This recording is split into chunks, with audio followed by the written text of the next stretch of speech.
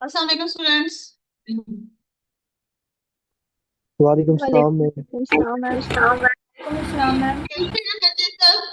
Voice clear है सबको? Video clear है? जी मैम। Yes ma'am. ओके ठीक है। चले, कल वाला टॉपिक, कल हमने जनरल सा डिस्कस किया था मैंने आपको सब्जेक्ट के बारे में। एक चीज उसके अंदर रह गई थी, कल जब हम डिस्कस कर रहे थे कुछ चीजें थी जो मैंने कहा था कि थोड़ी सी आपको क्लियर हो जाए, थोड़ा सा उसके ऊपर इश्यू भी क्रिएट हो गया था।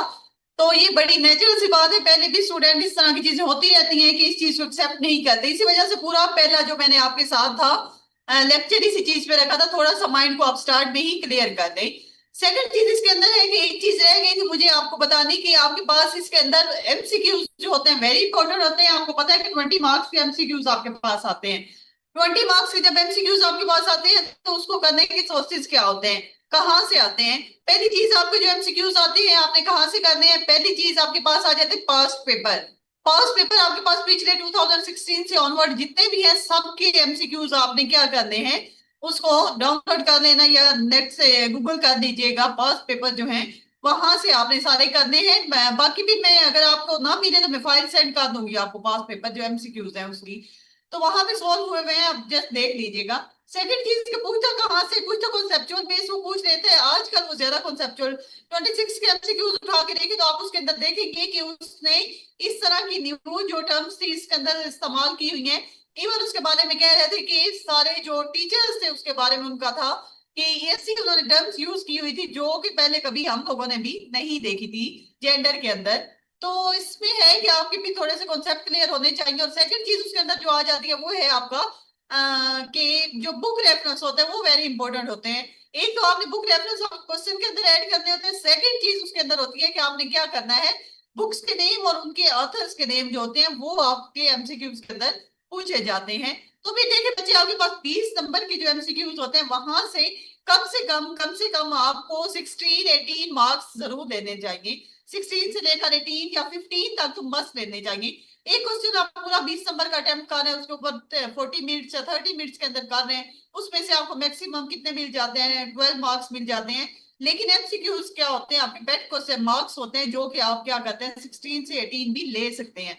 जब एक के अंदर से आपके इतने मार्क्स आ जाए तो फिर आपके क्वेश्चन में से थोड़े से कम भी आए तो वो आपका बैलेंस पेपर हो जाता है। जी बुशरा, आपका क्या क्वेश्चन है बच्चे? जल्दी से पूछिएगा, आज हमने क्लास स्टार्ट करनी है, ये सॉरी सिलेबस स्टार्ट करना है। मैम यही पूछना था कि आप क्या पढ़ा रही है, लेट ज्वाइन किया है मैंने। जी जी, मैंने भी कुछ भी नहीं पढ़ाया, मैं जस्ट कह रही थी कि जो आपके एमसीक्यूज हैं वेरी इंपॉर्टेंट है, पास पेपर के आपने करने हैं।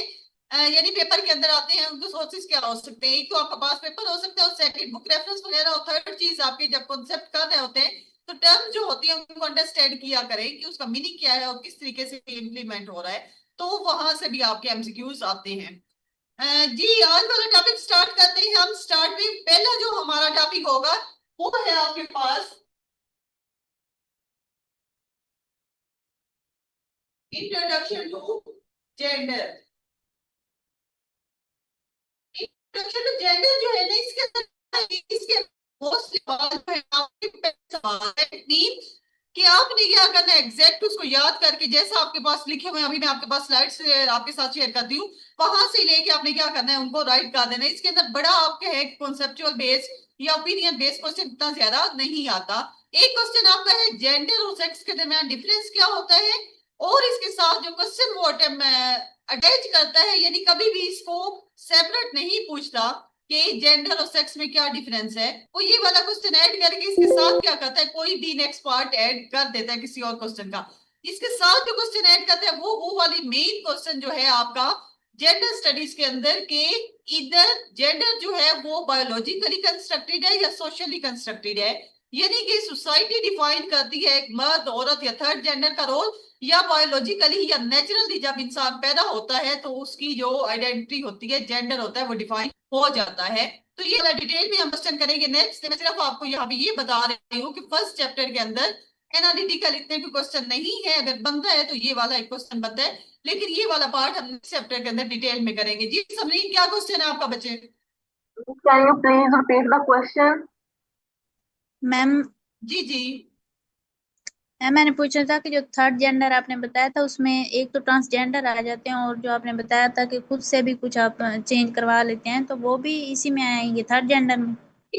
थर्ड जेंडर के अंदर आएंगे वो सारी जो कैटेगरीज होती है। कुछ लोगों के बच्चे इसके अंदर कंफ्यूज हो जाते हैं, आपके पास गैस क्या होते हैं, आपके पास जो ट्रांसजेंडर होते हैं, इन दोनों के दरमियान क्या होता है, थोड़े कंफ्यूज हो जाते हैं। लेकिन आपने क्या करना है, क्योंकि इसके ऊपर उसने कोई आपसे क्वेश्चन नहीं पूछना, आपने सिर्फ ये करना है कि आपने इन सारे लोगों को थर्ड जेंडर की कैटेगरी के अंदर ऐड करना है। चाहे ट्रांसजेंडर आ जाते हैं, लेस्बियन आ जाते हैं, आपके पास जो भी लोग आ जाते हैं जो कि मेल फीमेल से हट के होते हैं। एक चीज इसके अंदर है कि मैं आपको शेयर करूंगी एग्जैक्ट जो आपके पास 2018 का एक्ट आया था, मैंने आपको बताया कि जेंडर आइडेंटिटी के हवाले से उसके ऊपर भी ये वाले ही मसला था। मैंने आपको बताया कि वहां पर कहा गया था कि जो थर्ड जेंडर है वो अपनी आइडेंटिटी खुद क्या कर सकते हैं, डिफाइन कर सकते हैं, आईडी कार्ड के ऊपर किसी भी डॉक्यूमेंट के ऊपर चेंज करवा सकते हैं। वहां पे कंट्रोवर्सी यही क्रिएट हुई थी कि मैंने आपको बताया कि कुछ लोग बाय नेचर होते हैं जिनके रिप्रोडक्टिव ऑर्गन जो होते हैं डेवलप नहीं होते, यानी कि ना वो मेल होते हैं ना फीमेल होते हैं, दरमियान की सेक्स होते हैं आपके पास। तो उनका क्या किया जाता है कि उनको तो बाय नेचर आप कहते हैं, गवर्नमेंट चाहती है कि इन लोगों को राइट्स दिए जाएं। लेकिन जो आपके पास वो लोग जो कि अपनी मर्जी से अपना जेंडर चेंज करते हैं, बाय सर्जरी करवा लेते हैं, या वो वैसे बायोलॉजिकली नहीं भी होते तो वैसे अपना हुलिया वगैरह चेंज करके कह रहते हैं, चाहे मर्द है तो वो कहेगा कि वुमेन्स मुझे कंसीडर किया जाए। तो वहां पे फिर क्या होता है आपके पास कि ये लोग, इनकी असल में कंट्रोवर्सी यहाँ पे क्रिएट होती है कि ये लोग कहते हैं कि हमें भी क्या किया जाए, वही जो नेचुरल से। तो फिर वहां पे असल में जब ये बिल पास हुआ था, मैं आपके साथ वो पूरा पेज शेयर करूंगी जब हम ये वाला टॉपिक पढ़ेंगे यहाँ पे एलजीबीटीक्यू वाला, कि वहां पर ने क्या किया, उसने असल में थर्ड जेंडर जो था इसको बहुत ब्रॉडर पर्सपेक्टिव में इसके अंदर बहुत लोग इंक्लूड कर दिए। उसके अंदर वो सारे लोग आ जाते जो बाय नेचर है, जिन्होंने अपनी सेक्स चेंज करवाई हुई है, या फिर क्या है कोई भी किसी भी तरीके से थर्ड जेंडर के अंदर फॉल करते हैं। तो इसी पे क्रिटिसाइज किया गया था कि इन्होंने लेस्बियंस को, बायसेक्सुअल लोग जो है उन सबको क्या कर दिया इसके अंदर ऐड कर दिया, जबकि पाकिस्तान एज इस्लामिक स्टेट इस तरह की सारी कैटेगरीज को एक्सेप्ट नहीं करता। जी आमना, क्या क्वेश्चन है आपका? Please, can you please repeat the question? What is the difference between genders and क्या बोला था आपने? आपने क्वेश्चन कहा था कि इससे इंट्रोडक्शन टू जेंडर में एक क्वेश्चन रेज होता है। हाँ, वही क्वेश्चन मैं कह रही हूँ, आपको रिपीट कर दे। क्वेश्चन क्या होते हैं? सॉरी, मुझे आपके क्वेश्चन की समझ नहीं आई है, आपने क्या पूछा?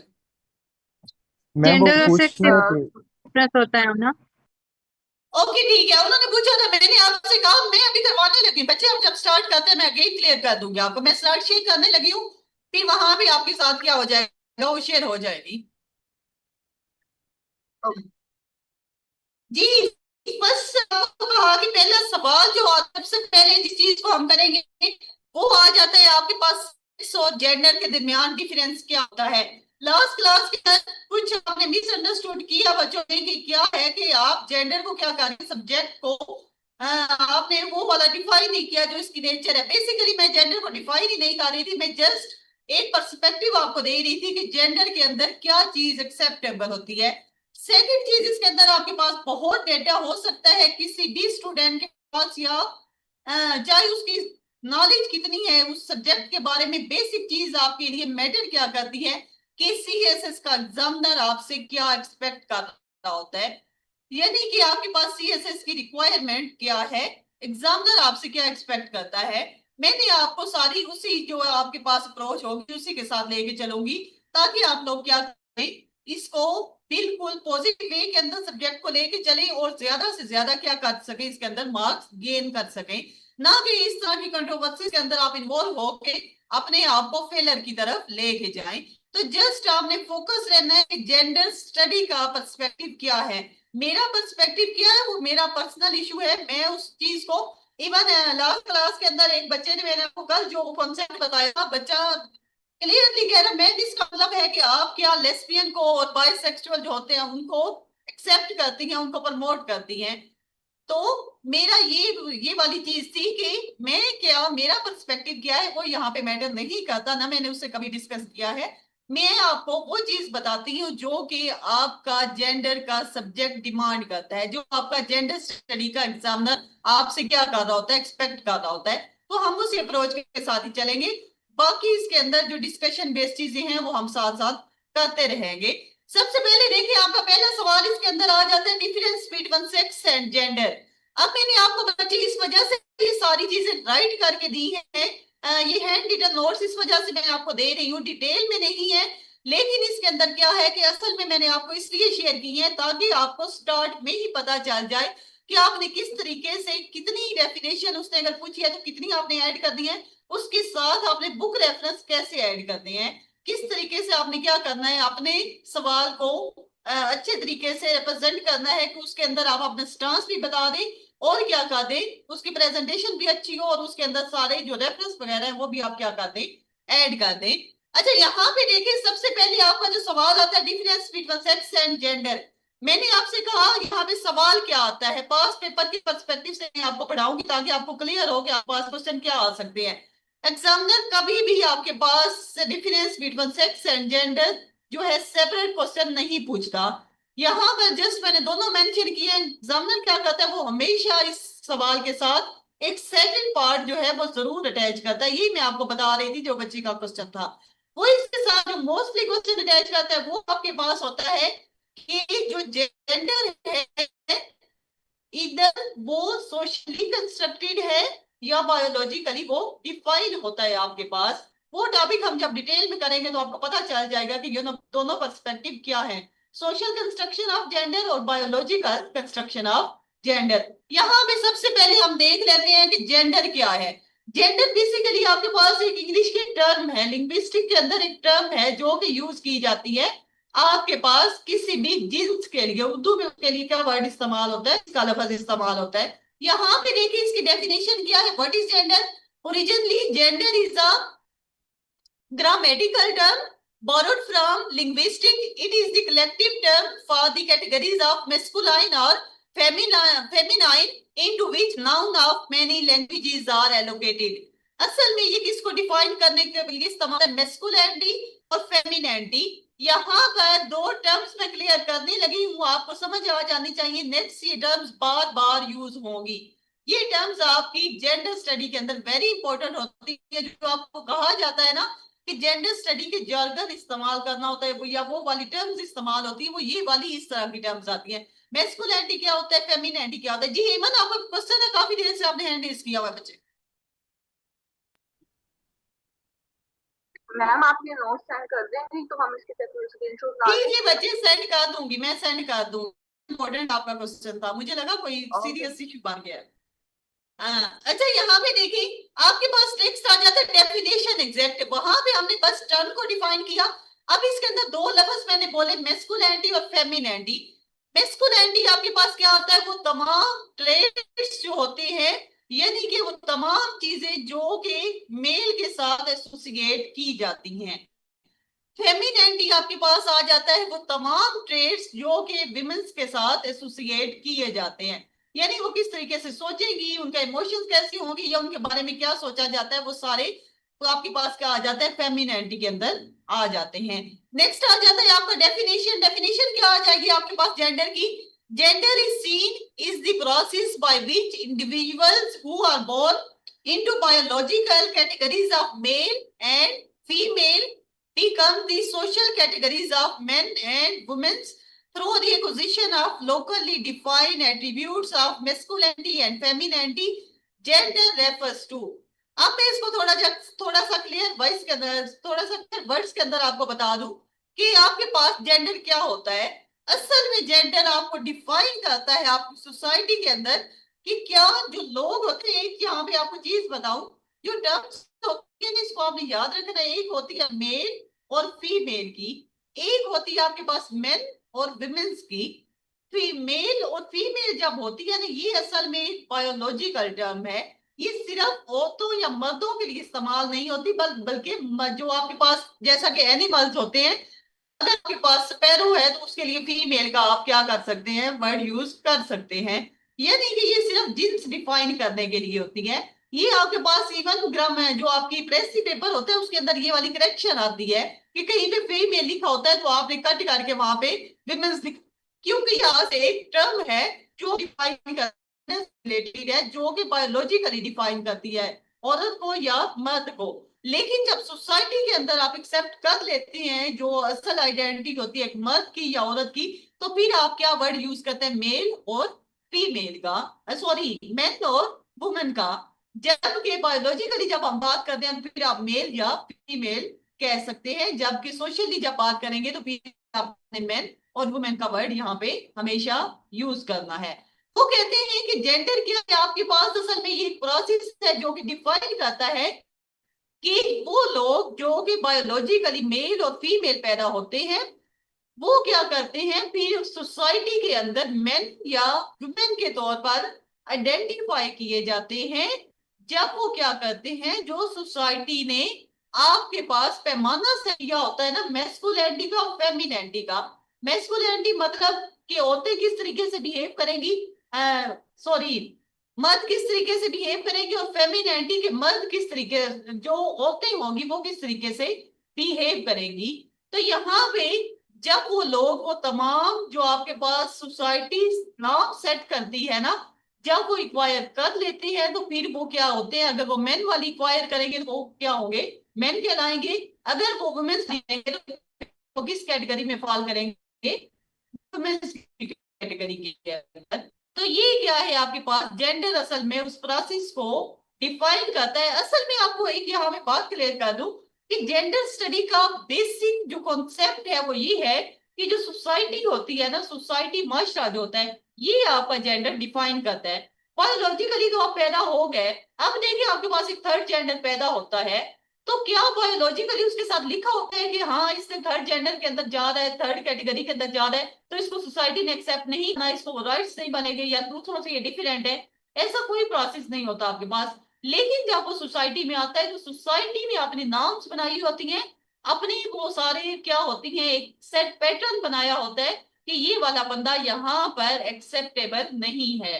जब ऐसा होता है तो फिर क्या आपके पास वो जेंडर डिफरेंस या जेंडर डिस्क्रिमिनेशन जो होती है वो सोसाइटी के अंदर स्टार्ट हो जाती है। फॉर एग्जाम्पल आपको आसान वर्ड में अगर बताऊं तो एक लड़का है, हम उससे क्या एक्सपेक्ट करते हैं कि हमने ड्रेस कोड उसका क्या किया हुआ है, सेट किया हुआ है कि वो क्या पहनेगा, लड़कों वाले कपड़े पहनेगा।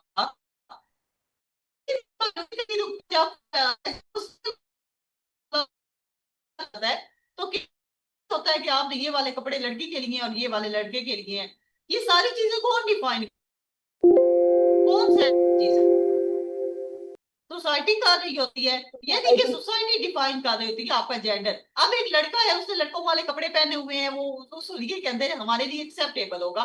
तो कभी पैसे जब टाइम की चीजें चेंज हो रही हैं लेकिन जो मेन पर्सपेक्टिव है वो यही रहता है। अब अगर एक लड़का आप देखें उसने लड़कियों वाले कपड़े पहन लिए, कपड़े छोड़े जस्ट वो क्या करे, अगर एक लड़का हील पहन के सड़क पे निकल जाए तो आपके ख्याल में कितने लोग होंगे जो उसको क्या करेंगे, एक्सेप्ट करेंगे, या मुड़ के उसकी तरफ देखेंगे नहीं, या उस पर हंसेंगे नहीं, या उसकी क्या करेंगे, बात नहीं करेंगे कि ये क्या करके फिर रहा है। जबकि देखा जाए तो क्या ये डिफाइन है कि हील जो है उसने लड़की नहीं पहननी है, या जो कपड़े हैं कलरफुल वो लड़की नहीं सिर्फ पहने, क्या लड़के नहीं पहन सकते हैं आपके पास। तो ये होता है आपके पास कि सोसाइटी किस तरीके से आपके जेंडर को डिफाइन करती है। वो आपके लिए एक पूरा पैटर्न देती है, एक नॉर्म देती है कि आपने इसके मुताबिक क्या करना है, एक्ट करना है।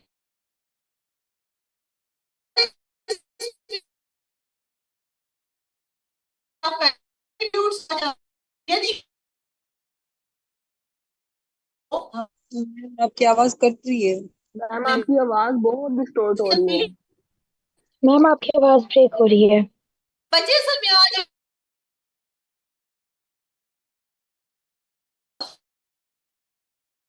मैनेज करेंगे, देखेंगे हो सकती है क्या काफी उसकी फीलिंग्स क्या है।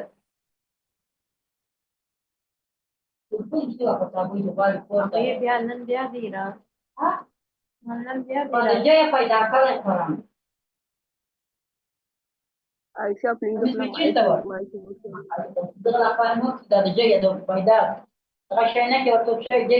माइक खोल यार प्लीज करें। मैम कहाँ गई थी?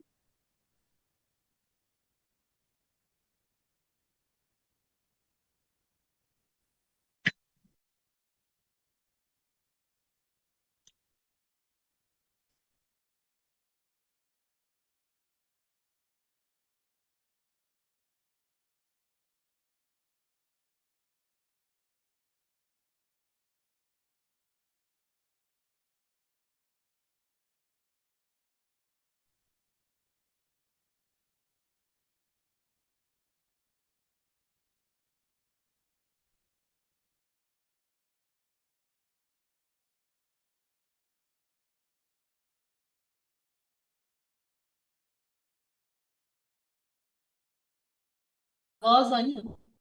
पास कर दो।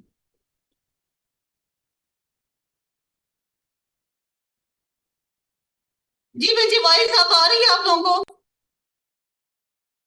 यस मैम, अब आ रही है। थोड़ा सा मैनेज कीजिएगा आज। अच्छा, इसके अंदर थर्ड चीज जो आ जाती है वो नॉर्म्स आ जाते हैं। नॉर्म्स मैंने कहा कि सोसाइटी डिफाइन करती है वो जो रस्म और रिवाज होते हैं कि लड़की ये वाले सारे रिवाज बनाएगी, ये वाले सारे काम करेगी, मर्द जो होगा ये करेगा। फॉर एग्जाम्पल आपके पास एक नॉर्म बनी हुई है कि लड़की क्या होगी, वो घर के अंदर रहेगी, घर के काम करेगी। मर्द का काम होता है कि वो बाहर निकले और कमा खिलाए। अब ये भी तो हो सकता है कि लड़की भी बाहर निकले और कमाए, सारा कुछ करे, जबकि हमारी सोसाइटी के अंदर ये चीज एक्सेप्ट नहीं की जाती। उसके बाद बिहेवियर हो जाता है, बिहेवियर आता है। बिहेवियर वही होता है सोसाइटी का जो अभी मैंने आपको बताया कि एक लड़का अगर हील पहन के सड़क के ऊपर निकले तो लोगों का बिहेवियर क्या होगा। लोगों का असल में जो बिहेवियर होता है वही डिफाइन करता है आपकी किसको, जेंडर को। लोग आपको बताते हैं कि आपने किस तरीके से एक्ट करना है यहाँ पर सोसाइटी के अंदर। अच्छा, नेक्स्ट देखिए, आपके पास सेक्स आ जाता है। ये आपके पास जो मैंने स्लाइड शेयर की है इसके अंदर देखते जाइएगा कि राइट करने का आपके पास तरीका क्या है, किस तरीके से आपने चीजों को प्रोमिनेट करके क्या करना है, उनको राइट करना है। डेफिनेशन जब आपने ऐड करनी है, बुक रेफरेंस भी नीचे आ जाते हैं कि किस तरीके से बुक रेफरेंस आपने ऐड करने हैं। नेक्स्ट आ जाते हैं आपका व्हाट इज सेक्स। ये दूसरी चीज आ जाती है, जेंडर के बिल्कुल अपोजिट होता है। जेंडर हम कहते हैं कि सोसाइटी डिफाइन करती है, जबकि सेक्स का जो कॉन्सेप्ट है वो असल में टोटली आपके पास बायोलॉजिकल है। यानी कि बायोलॉजिकली या बाय नेचर क्या होता है, आपका सेक्स डिफाइन होता है। इसके अंदर क्या होता है, sex refers to persons biological status and identity and is typically categorized as male, female और इंटरसेक्स। उसके बाद आपके पास इंटरसेक्स होता है टिपिकल कॉम्बिनेशन। मतलब कि वही चीज मैंने आपको कहा जो कि आपके पास कॉम्बिनेशन का मतलब ना तो मेल होते हैं ना फीमेल होते हैं, बल्कि दरमियान की कैटेगरी के अंदर ये लोग फॉल करते हैं। उसके बाद आपके पास आ जाते हैं सेक्स के इंडिकेटर क्या होते हैं। जैसा कि आपके पास जेंडर के होते हैं, नॉर्म्स होती हैं, बिहेवियर होते हैं, एट्रीब्यूट्स होते हैं, इसी तरीके से सेक्स के भी आपके पास क्या होती है। जिस तरीके से सेक्स डिफाइन होता है, कौन सी चीजें होती हैं जो कि सेक्स को डिफाइन करती हैं, यहाँ पर देखिए ये आपके पास फिक्स होता है। देखिए ना, आप बायोलॉजिकली अपनी आइडेंटिटी को तब्दील नहीं कर सकते, लेकिन अगर सोशली देखा जाए तो नाम जो बनाई हुई होती है, अब आपने जो नाम बनाई हुई है तो लड़के ने एक, हमने हमारे पास कॉन्सेप्ट है कि बेबी जो आपके पास गर्ल होगी उसको हमने क्या करना है, पिंक कपड़े पहनाने हैं, और जो बॉय होगा उसको ब्लू कलर के कपड़े पहनाने हैं। यानी सोसाइटी ने ये नाम सेट की हुई है, तो क्या ये तब्दील हो सकती है? डेफिनेटली हो सकती है। आप इस कॉन्सेप्ट को थोड़ा तब्दील कर दें, लड़की को ब्लू पहनाने शुरू कर दें और लड़के को पिंक कलर के कपड़े पहना दें, तो आपके पास चेंज हो जाएगा। बट अगर देखा जाए तो बायोलॉजिकली जो आपके रिप्रोडक्टिव ऑर्गन्स ही देख लें तो वो आपके पास तब्दील नहीं हो सकते, वो क्या होते हैं, फिक्स होते हैं। बट अभी देखें तो कुछ इस तरह की चीजें हो रही हैं आपके पास कि बाय सर्जरीज इस तरह की चीजें इसके अंदर चेंज आना कुछ ना कुछ स्टार्ट हो गया है। लेकिन देखा जाए नेचुरली तो वो क्या होते हैं, सबके फिक्स होते हैं। जी हमना, क्या क्वेश्चन है आपका? यस मैम, मैंने यही बताना था। वो आप पिंक पिंक और ब्लू वाली बात कर रही है ना, तो जी इसमें मेरे में ना एक एग्जांपल याद आ गई थी। ये ना इंडस्ट्रियल रेवोल्यूशन से पहले ब्लू कलर जोन सा था वो गर्ल्स के लिए होता था और पिंक जोन सा था बॉयज के लिए होता था। 1940 के बाद ये ट्रेंड जोन सा था ना फिर चेंज हुआ था कि पिंक जोन सा था गर्ल्स के लिए उन्होंने कर लिया और ब्लू जी जी, बॉयज जब के हम लिए। कार्ल मार्क्स की पढ़ेंगे ना थ्री, वो असल में क्या कहते हैं, वो कहते हैं कि जेंडर डिफरेंसेस क्रिएट हुए ना, इसकी वजह क्या है, आपके पास कैपिटलिज्म क्लास है। यानी जो वो चाहती है कि हम ज्यादा से ज्यादा क्या करें, प्रोडक्शन ज्यादा से ज्यादा बनाए, हम फैक्ट्रीज के अंदर ज्यादा माल क्या है बनाए फैक्ट्रीज के अंदर। तो वो लोग क्या करते हैं, उन्होंने जानबूझ के एक डिफरेंस क्रिएट किया है कि पिंक कलर के कपड़े लड़की पहनेगी, ब्लू कलर के लड़का पहनेगा। यानी कि अपनी प्रोडक्शन को बढ़ाने के लिए अब उन्होंने जब डिफाइन कर दिया कि ये लड़की, लोग क्या होंगे, कंपेल होंगे लड़की के लिए अलग से कपड़े खरीदे, लड़के के लिए अलग से खरीदे। अब जब लोगों की डिमांड बढ़ेगी उस चीज के बारे में तो फिर क्या होगा, कार्ल मार्क्स इसको कैपिटलिज्म क्लास जो है, असल में कैपिटलिज्म जो है उसने भी क्या किया है, जेंडर डिफरेंसेस को इनहेंस किया है या बढ़ा दिया है। जी फिराज, क्या क्वेश्चन है आपका?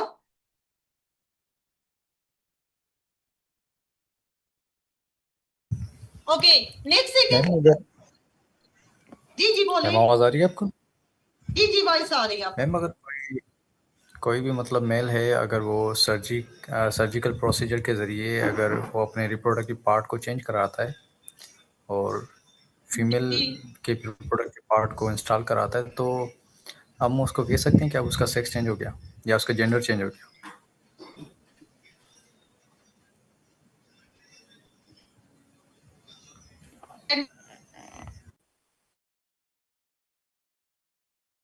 बंद कर दिया। ये अभी जो सारी मैंने आपको कल भी कहा, जो अभी बहस चल रही है वो इसी चीज पे चल रही है आपकी, कि उसने कहा कि मेरे अंदर ये वाली जो बाय नेचर में उसके अंदर पैदा हुआ हूं ना, जिस जेंडर के अंदर, वो क्या है, मेरे लिए सूटेबल नहीं है। वो मेल है, वो फीमेल में चेंज हो गया, वो कहता है मेरे अंदर ये वाली फीलिंग्स नहीं है, मैं भी बनना चाहता हूँ, वो फिर चेंज कर लेता है। यानी उसने क्या किया, अपनी फीलिंग्स की बुनियाद पर, वही जो पीछे हमने पढ़ा, फीलिंग्स आ जाती है उसके अंदर, सारी चीजें आ जाती है, फीलिंग।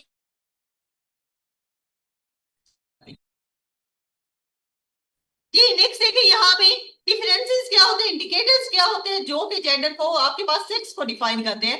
सबसे पहले आ जाते हैं क्रोमोसोम्स आ जाते हैं। क्रोमोसोम्स देखा जाए तो आपके पास मेल के पास एक्स वाई क्रोमोसोम्स होते हैं, फीमेल के एक्स एक्स क्रोमोसोम्स होते हैं। तो आपने क्या करना है, इसी तरीके से चाहे टेबल बना के लिख दें या इसके अंदर वैसे इसी तरह से ऐड कर दें। आपने क्या करना है, विद एग्जाम्पल बताना है। ये वाली नेक्स्ट भी बहुत सारे क्वेश्चन के अंदर ये चीजें इस्तेमाल होंगी, तो एक ही दफा आपने क्या कर देनी है या नेक्स्ट जाएगा, दोनों के डिफरेंस होते हैं। नेक्स्ट आ जाता है आपके पास हार्मोन्स आ जाएंगे, मेल फीमेल दोनों में डिफरेंस होता है। टेस्टोस्टेरोन होता है, एस्ट्रोजन होता है। टेस्टोस्टेरोन जो होता है बेसिकली मेल फीमेल दोनों में होते हैं, बट आपके पास असल में ये एक सेक्स हार्मोन्स होता है। लेकिन देखा जाए तो मेल के अंदर क्या होता है, ये सबसे ज्यादा पाया जाता है। और इवन आगे हम जब पढ़ेंगे ना, जेंडर बेस्ड वायलेंस पढ़ेंगे, उसके अंदर एक थ्योरी आती है कि उसके अंदर थ्योरीज है कि जेंडर बेस्ड वायलेंस होती क्यों है। यानी कि आपके पास जो डोमेस्टिक वायलेंस होती है, जेंडर बेस्ड वायलेंस होती है, उसका रीजन क्या होता है। तो वहां पे एक थ्योरी होती है बायोलॉजिकल थ्योरी। बायोलॉजिकल थ्योरी के मुताबिक मर्द जो होते हैं वो इसी वजह से वायलेंट हो जाते हैं या वायलेंस करते हैं, क्योंकि उनके अंदर जो हार्मोन पाया जाता है टेस्टोस्टेरोन जो होता है वो ज्यादा मिकदार में पाया जाता है। तो इस हार्मोन की वजह से वो अग्रेसिव हो जाते हैं, जिसके रिजल्ट के तौर पे वो फिर क्या करते हैं, वायलेंस करते हैं, इंसिडेंट या इस तरह के सारे आपके पास सामने। नेक्स्ट थिंग इसके अंदर आपके पास सेक्स एंड जेंडर। अब यहाँ पे क्या किया हुआ है, मैंने बुक रेफरेंस ऐड किया हुआ है। आपने इसी तरीके से क्या करना है कि सेक्स की डेफिनेशन देनी है, जेंडर की डेफिनेशन देनी है, उनके इंडिकेटर बताना है। फिर नीचे आपने क्या, हमारा हेडिंग देने की जरूरत नहीं है, आपने जस्ट क्या कर देना है, बुक रेफरेंस जो है यहाँ पर ऐड कर देना है। आपने किसी जो फेमिनिस्ट है या जो ऑथर है वहां उसका रेफरेंस दे के बताना है कि दोनों में डिफरेंस क्या है, किसके हवाले से हम बात कर रहे हैं। यहाँ पे देखिए आपके पास आ जाता है Robert J स्टोलर in his book. ये असल में मेल है आपके पास, मैन है। इसकी बुक है आपके पास sex and gender the development of masculinity और फेमिनिटी। यानी कि मेस्कुलिनिटी वो तमाम ट्रेड्स या ट्रिब्यूट्स जो होते हैं जो कि किसके साथ रिलेट किए जाते हैं, मेन के साथ किए जाते हैं, और फेमिनिटी जो कि औरतों के साथ किए जाते हैं, असल में उसके बारे में ये बात करता है कि उनकी डेवलपमेंट आपके पास कैसे होती है। यहाँ पे देखिए नेक्स्ट इसका, वो कहते हैं कि ये दोनों टर्म्स जो है ना, word sex be use to physical differences के लिए इस्तेमाल होता है। और क्या कहता है, men and womens, while the term gender be used in connection to behavior and culture practices of society। वो कहता है कि आपके पास जो जेंडर है वो क्या होता है, सोसाइटी की प्रैक्टिसेस या जो सोसाइटी सोचती है उनका बिहेवियर, उनको सारी चीजें आ जाती किसके साथ एसोसिएट होती है, जेंडर के साथ। और सेक्स किससे आपका रिलेटेड होता है, असल में आपकी फिजिकल जो आइडेंटिटी होती है उसके साथ रिलेट होता है। नेक्स्ट आपके पास आ जाते हैं, आपने क्या करना है, डेफिनेशन दोनों की सेपरेट सेपरेट सेपरेट करनी है। उसके बाद आपने बुक रेफरेंस देना है। उसके बाद आपने क्या करना है कि टेबल बना के आपने दोनों के दरमियान क्या करना है, डिफरेंस ड्रा करना है, ताकि क्लियरली मेंशन करें कि सेक्स और जेंडर के दरमियान डिफरेंस क्या है आपके पास। यहाँ पे मैम ये देखिए जो दिल आ जाता है आपके पास। एक्सक्यूज मी मैम, मैम पहले जैसे आपने जी बोला जी है कि दोनों ने हमने लाइक सेक्स की भी और जेंडर की डेफिनेशंस देनी है अलग अलग से। फिर उसके बाद हमने जो बुक रेफरेंस देना है, बुक रेफरेंस में हमने कोई कोटेशंस देनी है। बच्चे बस बुक रेफरेंस देना, बुक रेफरेंस लिखा हुआ था ना छोटे पेज के ऊपर, वो असल में बुक का ही रेफरेंस है। बुक के अंदर जो राइटर है वो क्या कह रहा है कि सेक्स मैम क्या काइंडली वो होती है और दोबारा दिखा जेंडर क्या सकती होता हैं है। आप? क्या होते हैं? मैम ये आप जो छोटा पेज है दोबारा दिखा सकती हैं प्लीज? जी जी, मैं आपको शेयर कर दूंगी बच्चे, आपको मिल जाएंगे। Okay ma'am. ये देखिए, वो डेफिनेशन यहाँ पे वो बात कर रहा है, suggest that word sex be use physical differences के लिए, वो कहते हैं इस्तेमाल होता है। ये असल में राइटर जो कह रहा है वही राइट किया हुआ है मैंने यहाँ पे। ओके नेक्स्ट है कि मैम। आपके पास सेक्स और जेंडर में डिफरेंस क्या है। यहाँ पे पहला सेक्स है, दूसरा आपके पास जेंडर आ जाता है। सेक्स क्या होता है आपके पास? It is a universal term, यानी कि आपके पास आप देखें कि अगर चाहे कोई मेल या फीमेल पाकिस्तान में रह रहा है, अमेरिका के अंदर रह रहा है, दोनों के अंदर क्या होगा? हार्मोन्स एक ही टाइप के होंगे। ये नहीं होगा कि पाकिस्तान गरीब कंट्री है तो यहाँ के लोगों के हार्मोन जो होंगे मेल के और होंगे, अमेरिका में जो मर्द बैठे हुए हैं उनके हार्मोन तब्दील होंगे, या वो होते जो कि पाकिस्तान में बैठी है उनके रिप्रोडक्टिव ऑर्गन्स और होंगे, और जो अमेरिका में बैठी है किसी और कंट्री में बैठी है उनके डिफरेंट हो गए।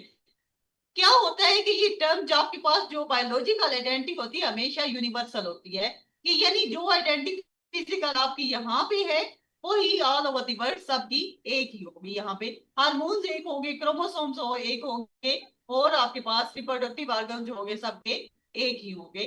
उसके बाद देखिए जेंडर जो होता है, जेंडर वेरिएबल होता है आपके पास, यानी कि तब्दील का रहता है। अब देखिए जो आइडेंटिटी सोसाइटी ने सेट की हुई है, क्या पाकिस्तान के अंदर जो हमने आइडेंटिटी सेट की हुई है कि womens are meant to do domestic work, और जो मेन होते हैं वो क्या सपोज किए जाते हैं कि कमा के ले आएंगे। क्या अमेरिका के अंदर सेम आइडेंटिटी जो होती है हम जेंडर के साथ एसोसिएट होती हुई देखते हैं? क्या सेम पर्सपेक्टिव है जो मेन और वुमेन्स के बारे में पाकिस्तान में है वही वहां पे अमेरिका में या किसी और कंट्री के अंदर, यूरोपियन कंट्री के अंदर या किसी और इस्लामिक कंट्री के अंदर वो वाली कॉन्सेप्ट पाया जाता है? ऐसा नहीं होता। यहाँ पर हम औरतों के बारे में क्या सोचते हैं वो डिफरेंट पर्सपेक्टिव होगा, पर किसी कंट्री के अंदर औरतों के बारे में क्या सोच रहे हैं वो आपके पास क्या होगा? डिफरेंट पर्सपेक्टिव होगा। तो यहाँ पे वो कहते हैं it is variable, it changes under the influence of time, geographical and social cultural setting. अब देखिए मैंने आपको कहा कि एक आप जेंडर के बारे में पर्सपेक्टिव था आपके पास अमेरिका के अंदर कि 3 जेंडर होते हैं, मेल फीमेल और थर्ड जेंडर। अब जैसे ही वहां पे गवर्नमेंट चेंज हुई, आपके पास नया जब लीडर आता है वो आके क्या कर देता है, वो जेंडर की सारी क्या कर देता है, तब्दीली उसके अंदर कर देता है। वो कहता है कि थर्ड जेंडर होते ही नहीं है, जस्ट 2 ही जेंडर आपके पास एग्जिस्ट करते हैं। यानी कि सोसाइटी या आपके पास जो चल रही होती है नाम, वो सारी चीजें क्या करती हैं, उसके साथ आपका जेंडर का कॉन्सेप्ट तब्दील होता रहता है। ये हर जगह पे एक जैसा नहीं होता है। नेक्स्ट है कि आपके पास policies respond to sex differences in areas to do with the physical body, कि फिजिकल बॉडी के साथ आपकी पॉलिसीज जो होती हैं वो क्या होते हैं, डिफरेंसेस उसके अंदर क्या होते हैं, एग्जिस्ट करते हैं। जबकि policies can respond to gender stereotype and traditional gender roles, कि आपकी जो पॉलिसीज बनेगी ना जेंडर के हवाले से, सेक्स की बुनियाद पे अगर वो डिफाइन की जाएंगी तो वो क्या होंगी, आपके पास फिक्स होंगी। जबकि अगर जेंडर के हिसाब से देखा जाए तो जो पॉलिसी रिस्पॉन्ड होता है वो क्या होता है, वो डिफरेंट होता है। ये क्या हो सकता है, ये स्टीरियोटाइप्स होते हैं, यानी कि ये वाला आपके पास एक स्टीरियोटाइप ये भी है कि आपके पास लड़की क्या है, पिंक कपड़े पहनेगी, लड़का क्या पहनेगा, आपके पास ब्लू कपड़े पहनेगा। या फिर लड़की क्या होगी, घर के अंदर रहेगी, उसका काम होता है डोमेस्टिक काम करना, और लड़के का काम क्या होता है, बाहर निकलना। ये सारे क्या है आपके पास स्टीरियोटाइप्स आते हैं। उसके बाद आ जाते हैं डिफिकल्ट टू चेंज। अब क्या मैंने आपको आइडेंटिटी होती है वो चेंज करनी आसान नहीं होती। आपके पास आपके फिजिकल ऑर्गन्स होते हैं। क्या कोई बंदा मेल जो है, सॉरी कोई आदमी है वो क्या करना चाहता है, अपने हार्मोन्स को चेंज करना चाहता है, तो क्या वो कर सकता है? नहीं कर सकता। बायोलॉजिकली क्या होते हैं, ये चीजें फिक्स होती हैं, ये डिफिकल्ट होता है, इम्पॉसिबल नहीं होता। मैंने आपको कहा कि विद पैसेज ऑफ टाइम इस तरह की डेवलपमेंट्स आ रही हैं कि इवन देखा जाए तो क्या कर रहे हैं लोग अपनी फिजिक को सर्जरीज के जरिए या इंजेक्शन के जरिए हार्मोन्स को चेंज करवा लेते हैं, अपने बॉडी पार्ट्स को क्या कर रहे हैं, तब्दील कर रहे हैं। नेक्स्ट देखा जाए तो can be change since gender identity is determined by society, यानी कि ये सोसाइटी डिफाइन करती है। आप सोसाइटी आप देखिए एक सोसाइटी है वो क्या करती है, जैसा कि अफगानिस्तान है उसके अंदर जेंडर का आपके पास रोल क्या होगा, वहां पे कितना ज्यादा जेंडर बेस्ड डिस्क्रिमिनेशन किया जाता है। तो होते हैं घर से बाहर नहीं निकलने की, उसके बाद आपने देखा उन्होंने पॉलिसी बनाई एजुकेशन नहीं हासिल कर सकती, उसके बाद उन्होंने कहा कि अगर आप घर कंस्ट्रक्ट करेंगे तो उसके अंदर विंडो नहीं रखनी चाहिए ताकि औरतों की आवाज बाहर ना जाए। इस तरह की सारी जो प्रैक्टिसेस होती है सोसाइटी के अंदर, अगर देखा जाए तो अगर अफगानिस्तान के अंदर ऐसी गवर्नमेंट आती है जो कि लिबरल है, जो कि जेंडर बेस्ड डिस्क्रिमिनेशन पे बिलीव नहीं रखती, दोनों में फर्क नहीं करती, तो फिर क्या हो सकता है कि ये सारी चीजें वहां पे तब्दील हो सकती हैं। वो लोग कह सकते हैं कि हाँ भाई क्या हो सकता है कि एजुकेशन मर्द और दोनों हासिल कर सकते हैं, यहाँ पे कोई डिफरेंस नहीं है। तो फिर ये क्या होता है कि आपके पास तब्दील होती रहती है। आगे नेक्स्ट है कि through out history and across culture sex differences exist. आप देखिए पूरी हिस्ट्री में देखा जाए तो स्टार्ट के अंदर ही देखा कि बायोलॉजी का पता है कि एक ही सेक्स हमारे पास नहीं होता, कि सारे अल्लाह ताला ने मेल ही पैदा कर दिए, मर्द मर्द मर्द या औरतें पैदा हो गई हैं। बल्कि क्या है डिफरेंसेस आपके पास करते हैं, आपके पास वुमेन्स होती है या आपके पास थर्ड जेंडर होता है, जिसके अंदर क्या होता है उनके रिप्रोडक्टिव ऑर्गन्स और होते हैं, उनके हार्मोन्स और होते हैं, यानी कि सारे सेक्सेस जो होते हैं वो क्या होते हैं, उनकी अपनी आइडेंटिटी होती है। At different times in history and in different societies gender roles are different.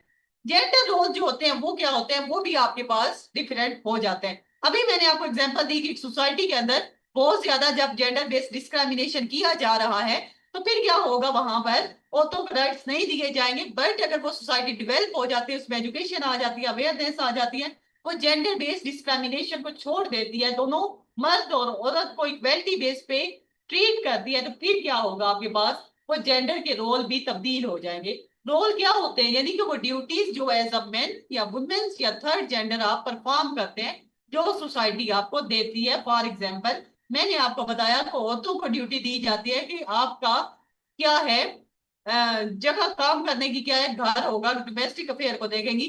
Main को क्या किया जाता है, आप देख कंपेल होते हैं कि वो कमा के ले आए घर की औरतों की, या आप सारा घर जो होता है उसकी कफालत करें, जबकि ये सोसाइटी ने सेट किए होते हैं। अब ये भी हो सकता है कि औरत कमा के लेके आए और दोनों इक्वालिटी की बेसिस पे कमा के ले आए, इक्वालिटी की बेसिस पे क्या करें, अर्न करें, और वुमेन्स भी इतना ही पार्टिसिपेट करें। पाकिस्तान के अंदर मैंने बताया जस्ट 24% वुमेन जो होते हैं इकोनॉमी के अंदर पार्टिसिपेट करती हैं। उसका रीजन क्या होता है, उसका रीजन यही है जो जेंडर बेस्ड डिस्क्रिमिनेशन होता है, सेक्स के सॉरी जेंडर की बुनियाद पर, जेंडर रोल्स की बुनियाद पर हमने मर्दों को और रोल्स दिए हुए हैं, वुमेन्स को और दिए हुए हैं, जिसकी वजह से फिर क्या होता है सोसाइटी के अंदर ये डिफरेंस क्रिएट होता है। जी खंसा क्या क्वेश्चन है आपका बच्चे? जी जी भाई सारे।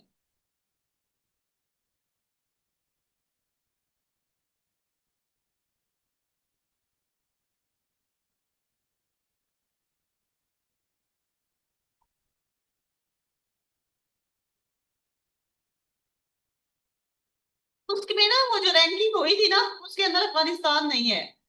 उसमें ये है कि अफगानिस्तान, अब देखिए उसमें कुछ क्राइटेरिया होता है, वो क्या करते हैं वो सारी चीजें बैकग्राउंड पर्सपेक्टिव में देख के करते हैं कि वहां पे एजुकेशन की फैसिलिटीज क्या है और कितने लोग एजुकेशन हासिल कर रहे हैं, गवर्नमेंट ने क्या पॉलिसीज बनाई है, और उसका गवर्नमेंट का स्टेटस क्या है, उसका सिनेरियो क्या है, जिसके क्या अकॉर्डिंग आपके पास पॉलिसीज बन रही हैं, हेल्थ की फैसिलिटीज क्या है, स्टैंडर्ड ऑफ लिविंग जो है वो किस तरह का है, वो सारी चीजें देख के फिर वो क्या करते हैं आपके पास वो वाला इंडिकेटर आता है।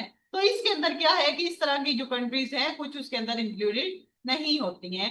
अब आपका कंपैरिजन अगर देखा जाए तो पाकिस्तान को देखें, यहाँ पे ना तो कोई तालिबान का रोल है, ना ऐसा कुछ है, ना टेररिज्म, ना वो सारी इस तरह के सूरत हाल है जो अफगानिस्तान के अंदर है। फिर भी यहाँ पे अगर वुमेन्स की पार्टिसिपेशन जस्ट 24% है, जबकि एजुकेशन लिटरेसी रेट में देखा जाए तो पाकिस्तान के अंदर लिटरेसी रेट जो है वो मेन जो है उनका 73% है, और वुमेन्स का क्या है आपके पास राउंड अबाउट 52% आता है, 50 की रेंज में है आपके पास। मैं आपको जो एग्जैक्ट है वो लिखवा दूंगी बाद में। तो फिर देखिए इतना ज्यादा डिफरेंस क्रिएट हो रहा है आपके पास, तो इंडिकेटर जो आपके पास सामने लेके आते हैं वो इस तरह की चीजों से ही आपको क्या करते हैं, जज करते हैं। फिर आपके पास जो जेंडर बेस आपके पास वायलेशन के, जेंडर बेस वायलेशन के जो आपके पास इंसिडेंट्स होते हैं, जैसा कि अभी आपके पास ये सारे इंसिडेंट्स हो रहे हैं, मरियम वाला आपके पास केस आ गया था, उसके बाद आपका वो सना वाला केस आ गया, इस तरह के सारे जो केसेस हो रहे थे असल में वो इनको क्या करते हैं डिटरमाइन करके जो आपके पास जैसा कि यूएनडीपी है, इस तरह की जो ऑर्गेनाइजेशन होती हैं, वो जो आपका डेटा कलेक्ट करती है उसको ही डेटा को लेके वो फिर क्या करते हैं, इंडिकेटर देते हैं आपके पास। तो फिर उन सबको मद्देनजर रख के आपके पास पाकिस्तान की सूरत हाल ये वाली बनती है। जी फरमान, क्या क्वेश्चन है आपका? मैम ये जो आप थोड़ा सा भी पढ़ा रही हैं ये कुछ हद तक ब्लैक एंड वाइट है कि मेल है और फीमेल है और इसके नॉर्म्स बने हुए हैं। लेकिन अगर हम अपने कंट्री के पर्सपेक्टिव में देखें तो हम लोग तो इकोनॉमिकली बहुत ज़्यादा पुअर हैं, हमारे पास तो इतनी चीज़ें हैं ही नहीं। सिस्टमैटिकली भी हमारे पास इतनी जॉब्स इतनी एजुकेशन अवेलेबल ही नहीं है कि हर एक के पास हो। तो हमारा तो अलग से इफेक्ट नहीं होगा इन चीज़ों के ऊपर? मुझे आपके क्वेश्चन की नहीं समझ आई, आपने क्या क्वेश्चन किया? जस्ट जी आप मैम बोलिए अभी ना आवाज उमा। अभी आपको आवाज आ रही? जी जी वॉइस आ रही है मुझे। मैं ये पूछ रही हूँ कि हमारी कंट्री बहुत पुअर है, हम लोग इकोनॉमिकली बहुत ज्यादा ट्रैप्ड है। जी हम जी लोग हर वक्त लोन्स में रहते हैं, तो हमारे पास सिस्टमैटिकली इतनी सारी चीजें बनी नहीं हुई हैं जिनके बारे में भी हम पढ़ तो रहे हैं। लेकिन ये तो फॉरेन कंट्रीज में बहुत ज्यादा चलता है, हमारे पास तो ऐसा अपॉर्चुनिटीज और सिस्टम्स ही नहीं है जिसमें ये सब चीजें फिट हो। ये तो काफी हद तक ब्लैक एंड व्हाइट है। तो पाकिस्तान के कॉन्टेक्स्ट में ये कैसे होगा? अब देखिए ना, पहली चीज मैं क्लियर कर दूं कि जेंडर स्टडी का पेपर जब आपने करना है तो पाकिस्तान के पर्सपेक्टिव से नहीं करना। जस्ट एक चैप्टर है आपका प्रॉब्लम्स ऑफ पाकिस्तानी वुमेन्स, उसके अंदर स्पेसिफिकली वो सिर्फ यही पूछता है हेल्थ की आपके पास क्या इश्यूज हैं, एजुकेशन की क्या है, यानी कि फिर आप पाकिस्तान के पर्सपेक्टिव से लिखेंगे। बाकी जितना आपके पास डेटा होगा पूरी बुक के अंदर पाकिस्तान के पर्सपेक्टिव से हम डिफाइन नहीं करेंगे। अगर वो पाकिस्तान के पर्सपेक्टिव से पूछता है क्वेश्चन तो फिर हम उसको करेंगे। ये आपके पास जो है ना एलजीबीटी वाला सारा एजेंडा, इसको कहा जाता है कि ये फॉरेन एजेंडा है जो कि यहाँ पे परसू किया जा रहा है। ये लोग बाहर की ऑर्गेनाइजेशन जो है, ये जो औरत मार्च वाली औरतें होती है, इनको फंडिंग कर रहे होते हैं, जिसकी बेसिस पे ये लोग इस तरह के रिएक्शन देते हैं और इस तरह की सारी एक्टिविटीज आपके पास आती हैं। लेकिन देखा जाए तो पाकिस्तान के अंदर क्या है, इस तरह के कॉन्सेप्ट वैसे ही एज अ मुस्लिम स्टेट आपके पास एक्सेप्टेबल नहीं है। तो हम जब बात कर रहे हैं तो हम ओवरऑल ही बात कर रहे हैं, आपने इसको किसी चीज को भी पाकिस्तान के ऊपर इम्प्लीमेंट नहीं करना। हाँ जहां पे वो पूछता है जैसे इश्यूज वगैरह पाकिस्तानी वुमेन्स के, वो सारी चीजें, तो फिर डेफिनेटली आपको पाकिस्तान का रेफरेंस देना पड़ेगा। लेकिन अभी तक ये जो थर्ड आपके पास वेव ऑफ फेमिनिज्म है ना, जैसा कि ये सारी थर्ड जेंडर के ऊपर असल में है, जो आपके पास एलजीबीटीक्यू वाला कॉन्सेप्ट है, वो सारी आपके पास वो असल में है ही अभी तक अंडर डेवलप। उसके ऊपर कोई ऐसी डेवलपमेंट नहीं हुई है कि जिसको आप फाइनलाइज कह सके या कह सके कि ये थर्ड जेंडर असल में चीज क्या है, इनकी डिमांड क्या है, ये चाहते क्या है। वो लोग जो कि कहते हैं कि बाई सेक्सुअलिटी को आप लीगल कर दें, यानी मेल का मेल के साथ रिलेशन, तो उनको अगर ऐसा कर दिया जाए तो उसके इफेक्ट क्या होंगे स्टेट्स के अंदर, इंटरनेशनल लेवल पे देखा जाए। एक नेचुरल प्रोसेस है आपके पास कि आपके पास मेल जो हेटेरोसेक्सुअलिटी होती है उसके तहत आपकी जनरेशन आगे बढ़ती है। अगर मेल का मेल के साथ आप रिलेशनशिप जो है लीगल कर दे तो उसके ऊपर कंसिक्वेंसेस क्या आएंगे आपके पास, जो आपका जनरेशन बढ़ाने का प्रोसेस है वो सारा कुछ।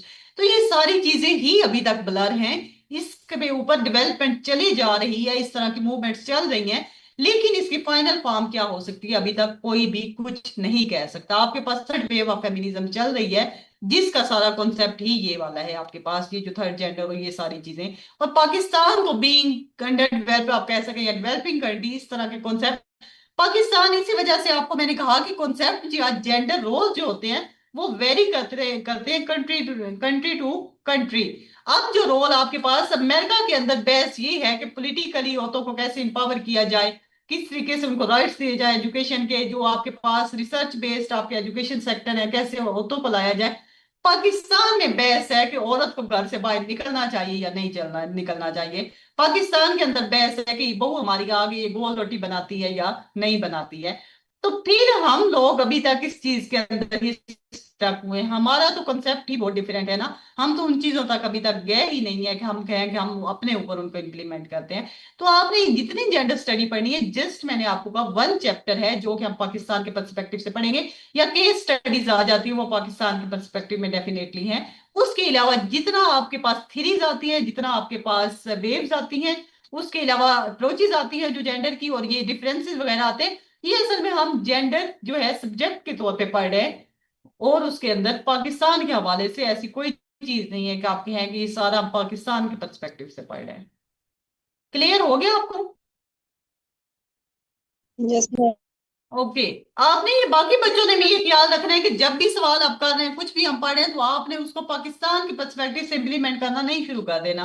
आपने एग्जाम्पल भी देनी है, सारी चीजें करनी है, तो ओवरऑल आपने क्या करना है, ओवरऑल वर्ड आपने देखनी है, इंटरनेशनल लेवल पे देखनी है। जी आयशा, क्या क्वेश्चन है आपका?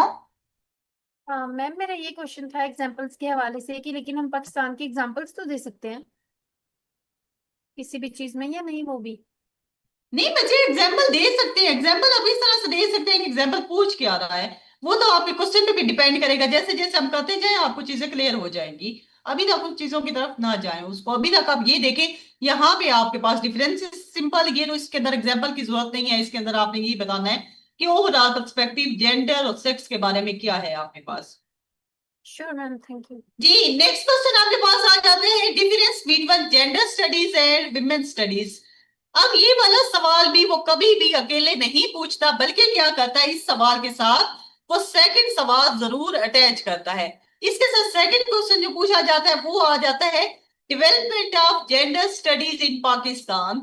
वही चीज जो आप अभी डिस्कस कर रहे हैं कि पाकिस्तान के अंदर इसका क्या स्टेटस है, पाकिस्तान के अंदर जस्ट एज अ सब्जेक्ट अभी इसको पढ़ाया जा रहा है। इवन पाकिस्तान के अंदर ऐसा कोई आपके पास नहीं है डेवलपमेंट, या आप वो कहें कोई रिसर्च इंस्टीट्यूट है जिसके अंदर ये सारी चीजें क्या की जाती है, डिस्कस की जाती है। या यहाँ पर आपके पास इवन बुक्स सारी जो है वो कहाँ से आई हुई है, फॉरेन ऑथर जो है, मैंने आपको जो बुक सजेस्ट की अगर उसको देखा जाए तो ये सारी कॉपी पेस्ट आपके पास बुक है, जो कि फॉरेनर ऑथर जो है उनके डेटा को उठा के आपने कॉपी किया हुआ है। हमारे यहाँ अभी तक ऐसी कोई जेंडर के ऊपर डेवलप, अभी तक तो हम तो वुमेन्स के राइट्स पे फंसे हुए हैं ना।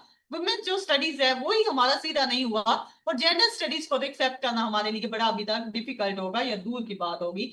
हम सिर्फ उसको क्या कर रहे हैं, एज अ सब्जेक्ट पढ़ा रहे हैं, और उसके अलावा हमारे पास अभी तक कोई डेवलपमेंट नहीं है। नेक्स्ट देखिए कि दोनों के अंदर डिफरेंस क्या होता है, जेंडर स्टडीज के अंदर, वुमेन स्टडीज के अंदर। इसके अंदर पहला देखिए जेंडर स्टडीज क्या होता है। Gender studies look at the manner in which the norms and patterns of behaviour associated with masculinity and femininity come into being। यानी कि जेंडर स्टडीज देखता है कि सोसाइटी के अंदर किस तरीके से मेन और वुमेन्स को क्या किया जाता है, डिफाइन किया जाता है। यानी वो कौन से ट्रेड्स हैं जो हम कहते हैं कि ये औरतों के लिए हैं, और कौन से जो है वो हमारे लिए किसके लिए हैं, मेन के लिए हैं। जेंडर स्टडीज सारी चीजों को क्या करता है, आपका जायजा लेता है कि किस तरीके से आपके मेस्कुलिनिटी और फेमिनिनिटी के जो कॉन्सेप्ट होते हैं सोसाइटी के अंदर क्या होते हैं, वजूद में आते हैं। नेक्स्ट है कि यहाँ पे बुक रेफरेंस है आपके पास कैथराइन और इन हर बुक, उसकी बुक है आपके पास rethinking women's and gender studies. इसके अंदर वो क्या कहती है, men and women's do not exist in isolation in respect of their roles and positions. जो आपके पास जेंडर स्टडीज है फोकस ऑन बोथ, ये जीएस का मतलब है जेंडर स्टडीज। वो असल में इसके अंदर कह रही है कि जेंडर स्टडीज और वुमेन स्टडीज जो है दोनों क्या है आपके पास सोसाइटी के अंदर, मेन और वुमेन जो है उसके बारे में असल में बात करते हैं। लेकिन जो आप देखा जाए ना, आप देखे सोसाइटी के अंदर, जब मैंने आपको बताया हम इस सब्जेक्ट के अंदर वुमेन्स के बारे में, असल में जेंडर स्टडी आपके तीनों सेक्स के बारे में है, मेल के बारे में, फीमेल के बारे में और थर्ड जेंडर के बारे में। लेकिन देखा जाए तो हम बात किसकी करते हैं, सिर्फ वुमेन्स की करते हैं, क्योंकि वो क्या है, विक्टिम कौन है आपके पास, वुमेन्स है। लेकिन देखा जाए तो हम कभी भी वुमेन्स के राइट्स के बारे में जब बात करते हैं तो मेल को, मेन को साइड पे नहीं कर सकते। हम हमेशा क्या करते हैं, हम देखेंगे कि अगर वुमेन्स को राइट्स नहीं मिल रहे तो उसका रीजन क्या है। उसका रीजन जो पहला हमारे पास आता है वो आता है पैट्रियार्कल कल्चर, यानी कि मेल डोमिनेंस सोसाइटी के अंदर। हम देखते हैं कि वुमेन्स के अंदर वायलेंस, वुमेन्स के ऊपर तशद्दुद हो रहा है, वायलेंस हो रही है उनके राइट्स की, तो उसका रीजन क्या है। अब हम ये तो नहीं कह सकते हम वुमेन्स के बारे में पढ़े जा रहे हैं कि वायलेंस हो रही है, हम ये देख रहे हैं कि क्यों हो रही है, कौन से फैक्टर है उसके पीछे। और ये देखने के लिए हमारे पास फिर क्या होना चाहिए, सेकंड जो आपके पास पर्सपेक्टिव आ जाएगा, मेल वाला आ जाएगा, उसको भी हमें क्या करना पड़ेगा, देखना पड़ेगा। तो वो कहती है कि कभी भी जेंडर स्टडीज या वुमेन स्टडीज आइसोलेशन के अंदर एग्जिस्ट नहीं करते, क्योंकि हमने क्या करना होता है, मेन या वुमेन्स दोनों को इकट्ठे ही सोसाइटी के अंदर देखते हैं। नेक्स्ट देखिए आपके पास वुमेन स्टडी, वुमेन स्टडीज क्या होते हैं। असल में आपको सीधा सा एक डिफरेंस बताऊं, यहाँ पे देखिएगा डिफरेंस क्या है। डिफरेंस इसके अंदर ये है कि जो जेंडर स्टडी है वो क्या करता है, वो स्टडी किसके बारे में होती है, डिफरेंसेस के बारे में। किसके अंदर डिफरेंसेस, मेल फीमेल और थर्ड जेंडर के बारे में। जबकि वुमेन स्टडीज जो होता है वो जस्ट फोकस करता है वुमेन्स के ऊपर, उनकी हिस्ट्री के ऊपर, उनके एक्सपीरियंस के ऊपर, उनके इश्यूज के ऊपर बात करेगा। जबकि जेंडर स्टडी भी तीनों को इंक्लूड करेगा, तीनों सेक्सेस को, और फिर देखेगा कि इनके इश्यूज क्या है, इनके डिफरेंसेस क्या है, और डिस्क्रिमिनेशन जो होती है इन तीनों जेंडर के अंदर वो किस बेसिस पे की जाती है। Gender studies is a discipline. एक चीज यहाँ पे और, डिसिप्लिन का लफ्ज आपने जेंडर स्टडीज में हमेशा किसके लिए इस्तेमाल होता है, सब्जेक्ट के लिए इस्तेमाल होता है। जब भी आप, जो हम कहते हैं ना, जैसा आपका पॉलिटिकल सब्जेक्ट है, आपके पास करंट अफेयर का सब्जेक्ट है, असल में जेंडर स्टडीज के अंदर जो डिसिप्लिन का लफ्ज है वो सब्जेक्ट के लिए इस्तेमाल होता है। आपने जेंडर स्टडीज का सब्जेक्ट नहीं कहना, जेंडर स्टडी का डिसिप्लिन बोलते हैं उसको। Gender study is a discipline और एकेडमिक फील्ड। ये आपके पास एक सब्जेक्ट है यानी डिसिप्लिन है, ये एकेडमिक फील्ड है devoted to womens history, roles and issues and feminism. यानी वुमेन्स के बारे में, उनके राइट्स के बारे में, उनकी हिस्ट्री के बारे में, उनके एक्सपीरियंस के बारे में, और फेमिनिज्म पे ये बात करता है, यानी औरतों के हकूक के बारे में बात करता है आपके पास। नेक्स्ट देखिए इसके अंदर डिफरेंसेस क्या आ जाते हैं आपके पास।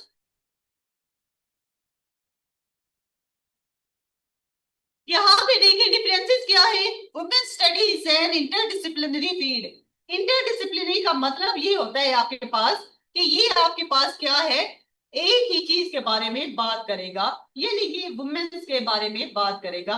मल्टी डिसिप्लिनरी का ये पूरा क्वेश्चन है। नेक्स्ट हमें ये क्वेश्चन करना है कि जो आपके पास जेंडर स्टडी है ना वो मल्टी डिसिप्लिनरी है।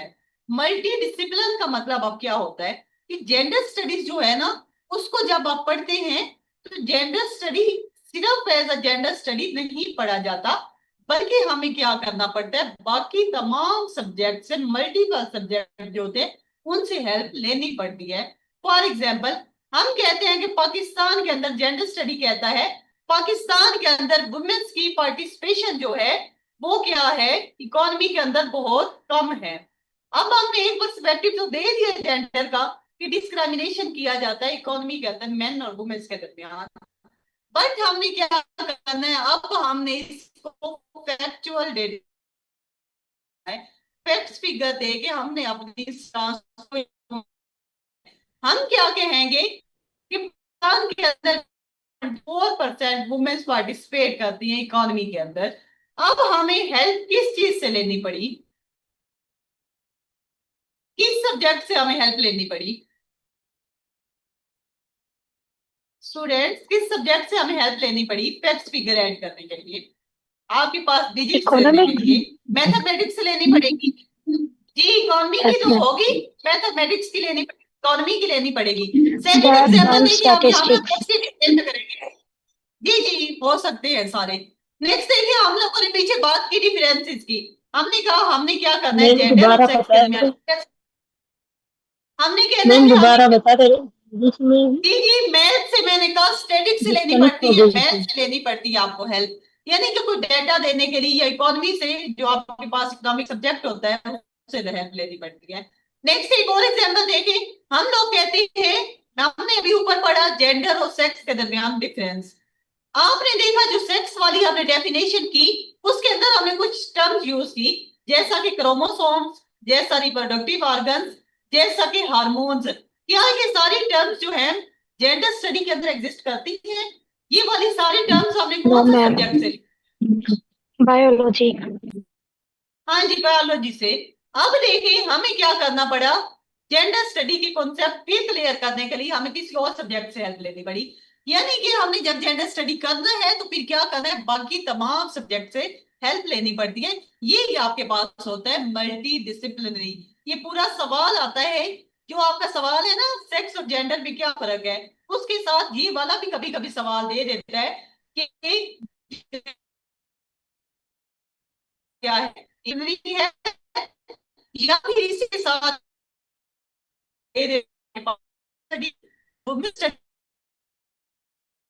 वाला सवाल क्या कर देता है, ऐड कर देता है आपका। नेक्स्ट देखिए सेकंड पॉइंट इसका क्या है, जो आपके पास है वुमेन स्टडीज, वो क्या करता है, मेक वुमेन्स विजिबल। वुमेन्स को क्या करता है, ये जस्ट वुमेन्स को विजिट करता है, सामने लेके आता है, उनके बारे में बात करेगा, उनकी हिस्ट्री के बारे में, उनके इश्यूज के बारे में बात करेगा। जबकि आपके पास जेंडर स्टडी क्या करता है, it shifts focus from men as dominate to womens as legitimate. ये क्या करता है, मेन को भी अपने अंदर इन्वॉल्व कर लेता है। ये कहता है कि मेन डोमिनेट है, उनको क्या करना चाहिए, ऐसा डोमिनेट नहीं देखना चाहिए, बल्कि वुमेन्स को भी लेजिटिमेट यानी उनके लीगल राइट्स देने चाहिए, उन्हें लीगली एक्सेप्ट करना चाहिए। यानी कि मैंने आपको पहले भी बताया, वुमेन स्टडी जस्ट वुमेन्स के ऊपर फोकस करेगा, उनकी हिस्ट्री के, उनके एक्सपीरियंस, इश्यूज के ऊपर, जबकि जेंडर स्टडी भी मैंने आपको कहा कि क्या करेगा, असल में ये कंपेरिजन ड्रा करता है मेन के दरमियान, वुमेन्स के दरमियान, और अभी थर्ड वेव जो है वो आपके पास थर्ड जेंडर इसके अंदर आ जाता है। नेक्स्ट है कि इसके अंदर नेक्स्ट वही चीज है इंटरडिसिप्लिनरी और मल्टीडिसिप्लिनरी वाला, वो चीज मैंने आपको पहले एक्सप्लेन कर दी है। नेक्स्ट है कि इसके अंदर है women studies the educational strategy of a back through in the consciousness and knowledge. यानी कि आपके पास जब वुमेन स्टडी स्टार्ट हुआ ना, तो ये जस्ट जो डिसिप्लिन था सिर्फ नॉलेज के लिए इसको क्या किया गया, या इंफॉर्मेशन के लिए इसको सब्जेक्ट के तौर पे इंट्रोड्यूस करवाया गया। जो जेंडर स्टडीज था ना, वो कब स्टार्ट हुआ, जब आपके पास इश्यूज क्रिएट होना शुरू हो गए, जब आपके पास मेन और वुमेन्स के अंदर डिफरेंस क्रिएट होना शुरू हो गया, जब आपके पास थर्ड जेंडर का कॉन्सेप्ट आया और उसके इश्यूज क्रिएट होना शुरू हो गए, तो फिर हमने क्या किया, एक नया सब डिसिप्लिन लेके आए, और वो क्या था आपके पास, जेंडर स्टडीज। इस वजह से जो था कि उसके राइट्स के बारे में बात की जाए, फेमिनिज्म की बात की जाए, जबकि जेंडर स्टडी असल में मैंने आपको कहा कि ये एक किस्म का डिफरेंसेस का सब्जेक्ट है। आपके पास डिफरेंसेस, डिस्क्रिमिनेशन जो आते हैं, उनकी राइट्स की बात आती है, देने चाहिए नहीं देने चाहिए, वो सारी चीजें जब आ जाती है, तो फिर आपको एक सेपरेट सब्जेक्ट की जरूरत पड़ी, और वो क्या था आपके पास, जेंडर स्टडीज।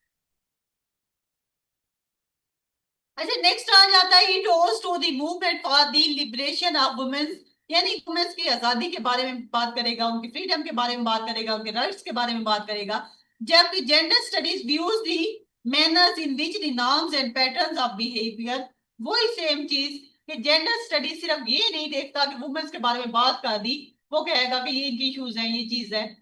जेंडर स्टडी क्या करेगा, ये भी देखेगा कि सोसाइटी के अंदर जेंडर डिफाइन कैसे होता है, सोसाइटी के नाम्स होते हैं, पैटर्न्स होते हैं, बिहेवियर होते हैं, किस तरीके से आपके पास एक जो बंदा होता है उसकी आइडेंटिटी डिफाइन की जाती है थ्रू सोसाइटी। सोसाइटी आपको असल में जेंडर स्टडी का ये कॉन्सेप्ट है कि सोसाइटी क्या करती है, लोगों को एक एक्टर के तौर पे देखती है, वो क्या करती है, उसने रोल डिफाइन किए होंगे। अगर आपने शेक्सपियर की वो 7 स्टेजेस ऑफ लाइफ पढ़ी हो ना, तो उसके अंदर सेम चीज है कि क्या होता है, जब बच्चा पैदा होता है तो सोसाइटी आपको एक रोल दे देती है, जैसे स्क्रिप्ट होता है ना ड्रामे में कि आपने ये वाला परफॉर्म करता है।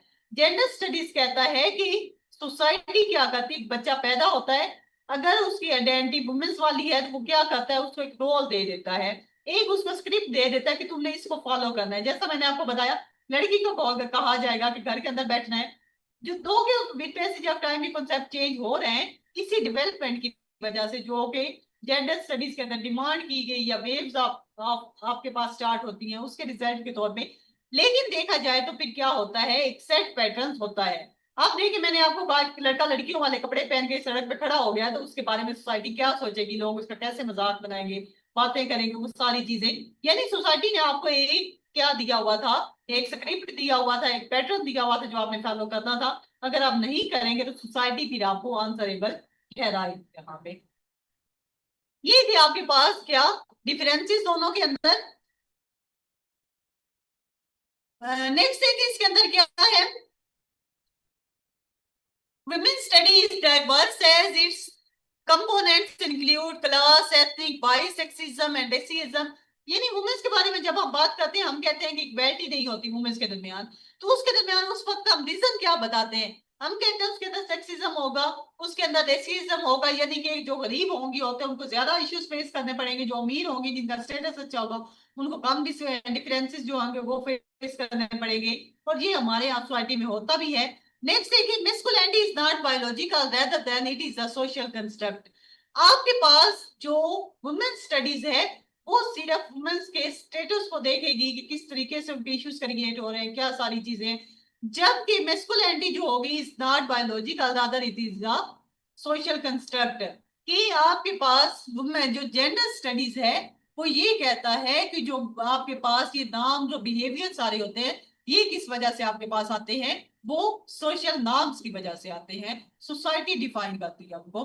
नेक्स्ट देखिए, the rise of women studies led to feminism leaving impacts on multiple disciplines for the purpose of research in humanities and social sciences। यहाँ पे इसका मतलब क्या था, जब वुमेन स्टडी स्टार्ट किया गया उसका मकसद था कि क्या किया जाए, नॉलेज एक्वायर किया जाए, वुमेन्स के ऊपर रिसर्च की जाए, किस तरीके से वुमेन्स के इशू को सॉल्व हो सकते हैं, उसका सारा मकसद ये था। जबकि जेंडर स्टडी का मकसद क्या था, ब्रेकिंग स्टीरियोटाइप्स।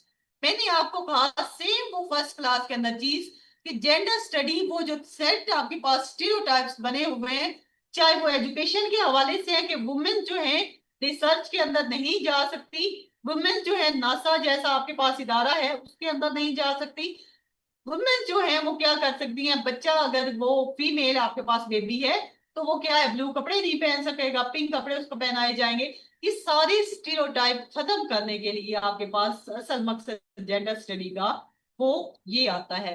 जबकि वुमेन स्टडी को देखा जाए तो कोई किसी चीज के बारे में बात नहीं करती कि सोसाइटी में डिफरेंसेस क्या हैं मेल के दरमियान, फीमेल के दरमियान, और थर्ड जेंडर का कॉन्सेप्ट क्या है। वो सिर्फ क्या करेगा, एज अ रिसर्च काम करेगा वुमेन्स के राइट्स के बारे में या उनके इश्यूज के बारे में। थर्ड आपका नेक्स्ट लास्ट वाला देखें, aforementioned factors should be considered in women studies। यानी ऊपर जो हमने सारी बात की है वुमेन स्टडीज के अंदर आ जाती है। जेंडर स्टडीज के अंदर क्या आ जाता है कि इट इज माइंड वो the word is gendered. Gendered का एक और टर्म यहाँ पे यूज हुई है, इसको याद रखिएगा। आपके पास एक लास्ट पास पेपर किसी ईयर में आया था, पास पेपर, वो कहते हैं कि लैंग्वेज इज जेंडर्ड, यानी कि लैंग्वेज क्या कर देती, जेंडर का मतलब जेंडर के दरमियान डिस्क्रिमिनेशन क्रिएट करना। उन्होंने सवाल किया हुआ था लैंग्वेज इज जेंडर्ड। अब देखिए आपके पास ये जो कुछ इस तरह की लैंग्वेज इस्तेमाल की जाती है वो क्या होती है, मेन को डोमिनेट करती है, वुमेन्स को क्या करती है, सबऑर्डिनेट करती है। जैसा कि आपके पास चेयर पर्सन का लफ्ज इस्तेमाल होता है, हम कहते हैं कि इसका चेयर पर्सन कौन है। क्या आपने कभी देखा कि चेयर वुमेन्स का भी लफ्ज इस्तेमाल दोगे, ये बात में अब लोग इसको यूज करना कहीं ना कहीं खुद से शुरू हो गए हुए हैं। जबकि ओवरऑल देखा जाए तो हमारे पास इस तरह के वर्ड्स इस्तेमाल होते हैं या लैंग्वेज हम इस तरह की इस्तेमाल करते हैं कि उसमें क्या किया जाता है कि मेल को डोमिनेट जाहिर किया जाता है, वुमेन्स को क्या किया जाता है, सबऑर्डिनेट जाहिर किया जाता है आपके पास।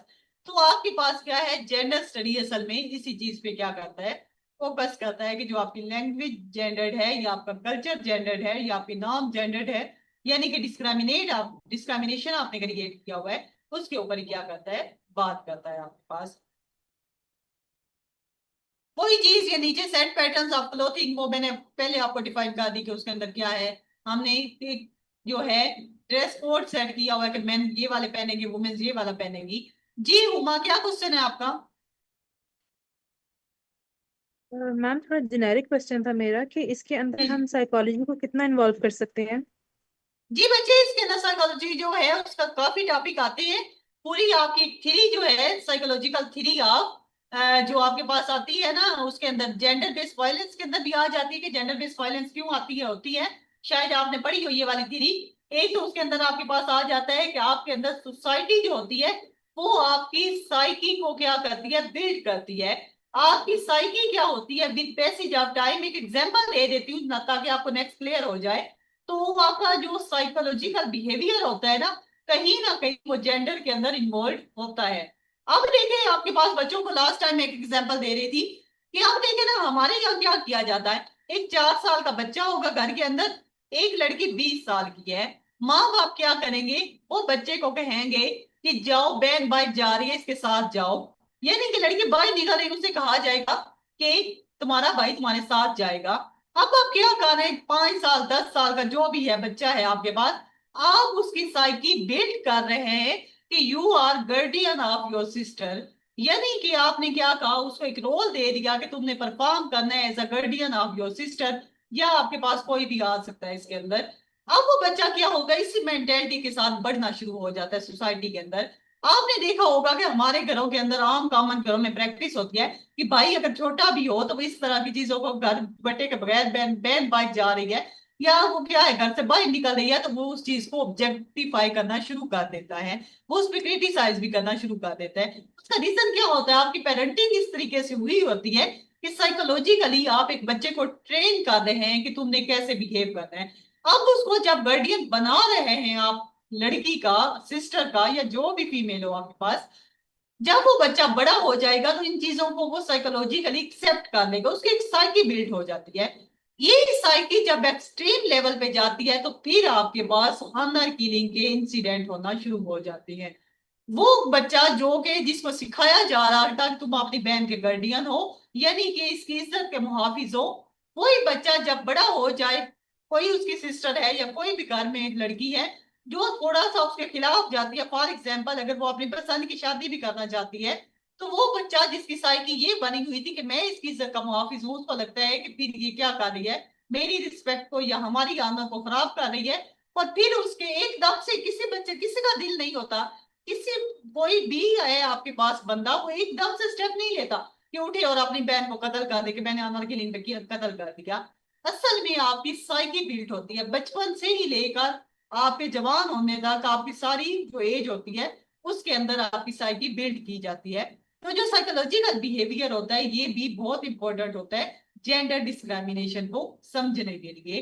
तो यहाँ पर आपके पास कुछ क्वेश्चन है जिसके अंदर ये वाला हम क्या करेंगे, ये वाला टॉपिक ऐड करेंगे, हम साइकोलॉजिकल बिहेवियर जो है उस पर हम बात करेंगे और उसको आप क्या करेंगे इसमें इम्प्लीमेंट भी करेंगे। जी हुआ, क्या क्वेश्चन है आपका?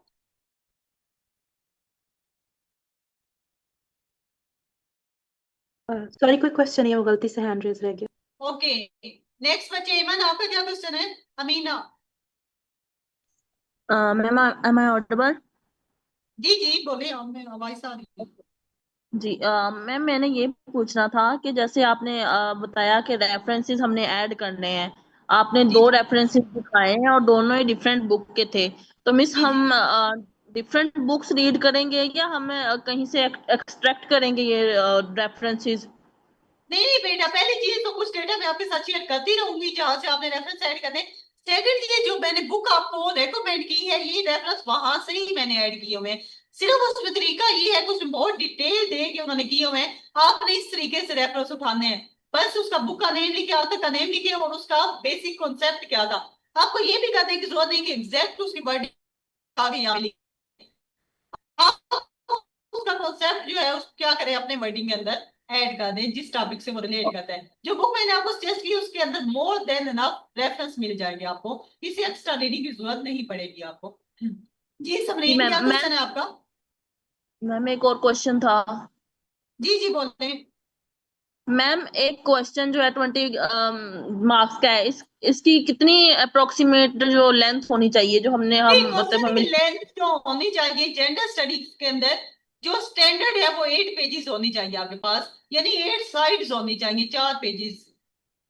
ओके मैम, ये मोर 4 देन पेजेस। इनफ होती है, इतनी होनी चाहिए, इससे ज्यादा कितनी नहीं, लेकिन फिर वैसे जब टाइम आपकी स्पीड बेटर हो जाती है तो फिर आप ऐड कर सकते हैं, लेकिन 8 और मैम पेजेस मस्ट होते रेफरेंसेस रैंडमली करने होते हैं, रैंडमली हम रेफरेंसेस ऐड कर सकते हैं क्वेश्चन के अंदर? हैं।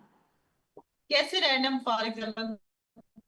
फॉर एग्जांपल मैम, जैसे इस क्वेश्चन में 2 दफा आपने रेफरेंसेस यूज किए हुए हैं, अगर उस उन्हीं रेफरेंसेस को उनकी जगह मतलब कहीं और ऐड कर दिया जाता, मतलब रैंडमली ऐड किया जा सकता है या टॉपिक की रैंडम, मुनासबत से? जी जी बच्चे, टॉपिक की मुनासबत से आप देखें, मैंने दोनों जो रेफरेंस दिए हैं दोनों के बारे में मैं जो ऊपर बात कर रही थी वो बुक रेफरेंस उसके बारे में वही बात कर रहे हैं। ये नहीं आप सेक्स और जेंडर की डिफरेंस के बारे में बात कर रहे हैं, आपको रेफरेंस याद आता है जेंडर स्टडीज और वुमेन स्टडीज के दरमियान जो डिफरेंस है उसके ऊपर कोई आपका रेफरेंस, आप उसको उठा के यहाँ पे लिख रहे थे, तो ऐसा तो कभी नहीं होता। फिर ऐसे जो आपके पास होती है कोई भी अटेम्प्ट, उससे बेटर है कि आप ऐड ना करें। एक चीज याद रखिएगा, गलत रेफरेंस ऐड करने से बेहतर है कि आप ना ऐड करें। एग्जामिनर इतना बच्चा नहीं होता कि उसको पता ना चले कि इस रेफरेंस कहाँ से बच्चे ने उठाया हुआ है और किस तरीके से लिखा है, और उससे हट के अगर आप बिल्कुल इरेलीवेंट करेंगे तो वो उल्टा आपके मार्क्स को कटवाएगा, आपको फेलर की तरफ लेके जाएगा। रेफरेंस ऐड करने का मतलब है आपके मार्क्स बढ़ेंगे, गलत रेफरेंस ऐड करने का मतलब है आप फेल हो जाएंगे। ओके जी मैम। फराज, क्या क्वेश्चन है आपका? मैम आपने कहा कि मतलब चेयरपर्सन जो है ना वो एक मतलब प्रॉपरली जो है ना वो मेन के लिए इस्तेमाल हो रहा है ऐसे। जी और मैम पर्सन यहाँ पे तो न्यूट्रल जेंडर है, मतलब पर्सन दोनों को जो ना वो बताता है। चेयरमैन, पर्सन असल में मैं पर्सन टर्म जो बेसिकली यूज या करना चाह रही थी वो चेयरमैन की थी, चेयरमैन। हाँ मैम वो हो सकता है चेयरपर्सन यहाँ पे इनकरेक्ट वो होगा मेरे ख्याल में। चेयरमैन था। मैंने ये कहना था कि पर्सन तो चेयरवुमन इंडिविजुअल की। ह्यूमन बीइंग जी होता है जी, ना। आपको ठीक है। पर्सन में आपके पर्सन मेल फीमेल आप, दोनों आ जाएंगे। हाँ जी वो दोनों और आ मैम जाते हैं। जेंडर स्टडी की जो डेफिनेशन थी उसमें आपने मस्कुलिनिटी और फेमिनिटी को ही मतलब के एलाबोरेट किया था। हालांकि जेंडर स्टडीज में तो आपने कहा था कि सारे जेंडर्स को पढ़ते हैं हम, बट डेफिनेशन में हमने 2 ही जेंडर को देखा। नहीं, उसमें थर्ड जेंडर भी है, इंटरसेक्स लिखा हुआ है उसके अंदर। नहीं आप मैम जब डेफिनेशन डेफिनेशन सवाल आप लिखे पढ़ा हुए रहे हैं। थे जेंडर स्टडी की डेफिनेशन पढ़ा रहे थे तो उसमें यही चीज़ लिखी हुई थी, मैस्कुलिनिटी और फेमिनिटी। नहीं नहीं बच्चे, उसमें हालांकि सारे आ जाते हैं, तीनों आ जाते हैं। मैम आप भले स्लाइड खोल के देख लें वहां पे कुछ और नहीं लिखा हुआ। ओके ठीक है, चेक कर लीजिएगा आपने। जेंडर जो डेफिनेशन मैंने लिखवाई थी आपको जेंडर की और सेक्स की, उसके अंदर मेरे ख्याल में तीनों ऐड है। मैम जेंडर स्टडी असल की में कोई ना डेफिनेशन नहीं है एक चीज, पर्टिकुलर ऑथर की। एक बच्चे, एक मिनट एक मिनट, आपके पास ना वुमेन्स का जब सब्जेक्ट आता है, स्टार्ट में मैंने कहा यहाँ पर कोई मेल फीमेल, सिर्फ मेल और फीमेल, मेन और वुमेन्स को एक्सेप्ट किया जाता था। ये जो थर्ड जेंडर वाला कॉन्सेप्ट है ना, ये बहुत बाद में आया। ये राउंड अबाउट आपके पास स्टार्ट होता है 1990s के बाद, यानी आप कह सकते हैं 21st सेंचुरी के अंदर ये स्टार्ट होता है। तो आप देखिएगा जब आप ये बुक पढ़ेंगे सारी, नेक्स्ट टॉपिक करेंगे, तो थर्ड जेंडर हम कहते हैं कि थर्ड जेंडर के, मैंने आपको कहा कि हम कहते हैं हम जेंडर स्टडीज के अंदर मेन वुमेन्स और थर्ड जेंडर के बारे में बात करते हैं, बट बेसिकली हम क्या करते हैं, जस्ट वुमेन्स के बारे में ही बात करते हैं। तो थर्ड जेंडर के कुछ कॉन्सेप्ट हैं जिसके बारे में हम यहाँ पे बात करते हैं। और वैसे तो हम कहते हैं ना, मैंने आपको कहा कि जेंडर स्टडी जो है असल में सब्जेक्ट आया था कि थर्ड जेंडर के बारे में या डिफरेंसेस को क्रिएट करने के लिए, लेकिन देखा जाए तो ज्यादा इसके अंदर जो बात हम कर रहे थे वुमेन्स के बारे में कर रहे थे।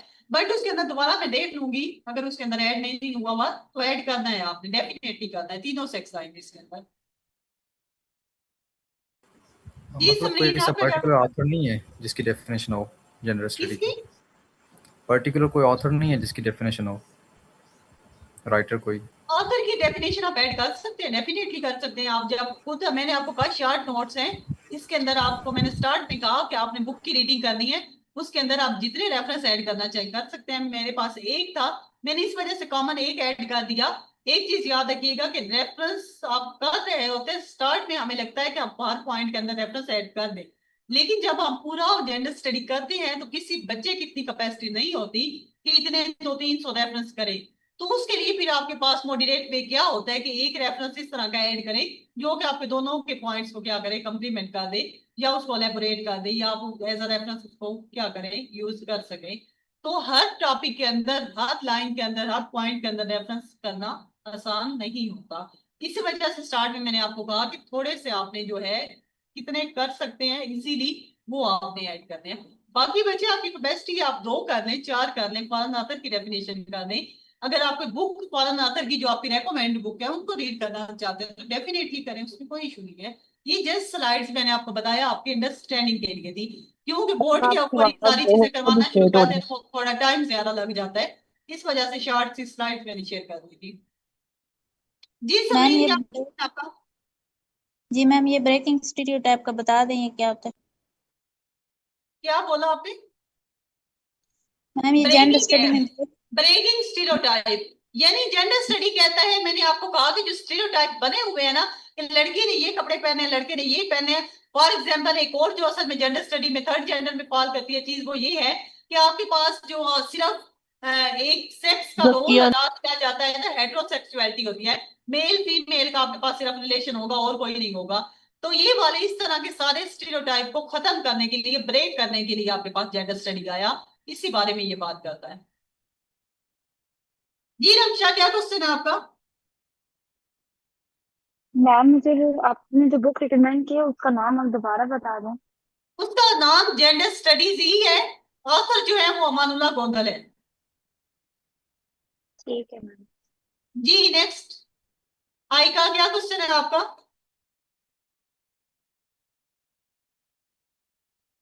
मैम मैंने पूछना था जो रिकमेंडेशन वाली बुक है उसके अलावा कोई बुक से हम कर सकते हैं, जी जी लेकिन आप कर, रेलिवेंट ही लेकिन होगी। आपने जो भी रेफरेंस अगर यूज करना है रीडिंग के लिए आप कर सकते हैं, कोई भी अगर कोई रेफरेंस यूज करना है डेफिनेटली रिकमेंडेड बुक से आप करें, और फॉरेन ऑथर की कोशिश करें कि उनकी कोई भी बुक हो उसको कंसल्ट करें आप। Okay ma'am. जी फिजा आपका क्या क्वेश्चन है?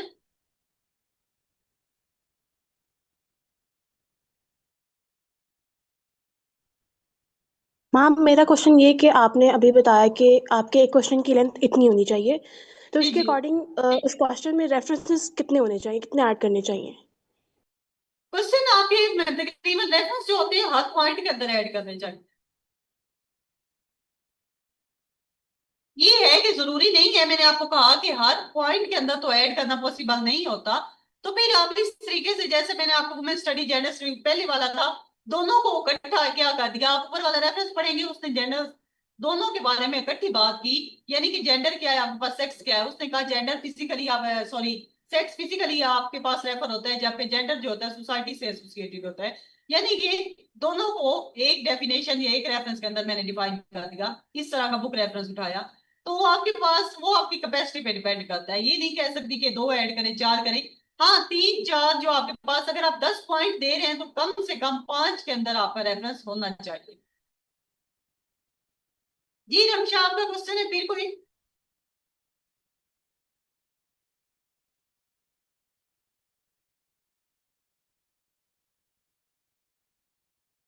मैम काइंडली आप ये पॉइंट एक्सप्लेन कर देंगे, masculinity is not biological rather it a social construct. क्या बोला आपने? मैम ये मस्कुलिनिटी वाला पॉइंट रिपीट करते हैं जरा। मैस्कुलिनिटी होते हैं आपके पास वो तमाम ट्रेड्स जो के मर्द के साथ एसोसिएट होते हैं। जैसा कि फॉर एग्जांपल हम कहेंगे कि एक मर्द हमेशा रैशनल होगा, वो हमेशा इंडिपेंडेंट होगा, वो हमेशा स्ट्रोंग होगा। तो ये दोनों टर्म्स असल में सोसाइटी ही डिफाइन करती है, इसका बायोलॉजिकली कोई लेना देना नहीं है। फेमिनिटी वो तमाम ट्रेड्स जो कि वुमेन्स के साथ एसोसिएट होते हैं, जैसा कि वुमेन्स इमोशनल होगी, डिपेंडेंट होंगी, और वीक होंगी, इमोशनल होंगी। इस तरह के सारे जो आपके ट्रेड्स होते हैं जो कि क्या किए जाते हैं, सोसाइटी किसको देती है, वुमेन्स को देती है। तो ये सोसाइटी ही डिफाइन करती है दोनों टर्म्स जो होती हैं। ओके ठीक ठीक है। तो आप देख लीजिएगा स्लाइड्स पे एक दफा, इसको आपने क्या करना है बुक रीडिंग करके प्रॉपर इसको क्या करना है क्वेश्चन की फॉर्म में कर सकते हैं, बाकी को क्वेश्चन बहुत कल देख लेंगे। ओके अल्लाह हाफिज।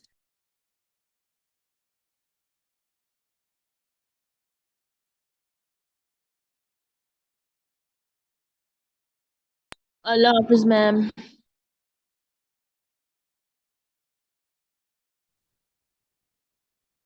मैम चली गई है।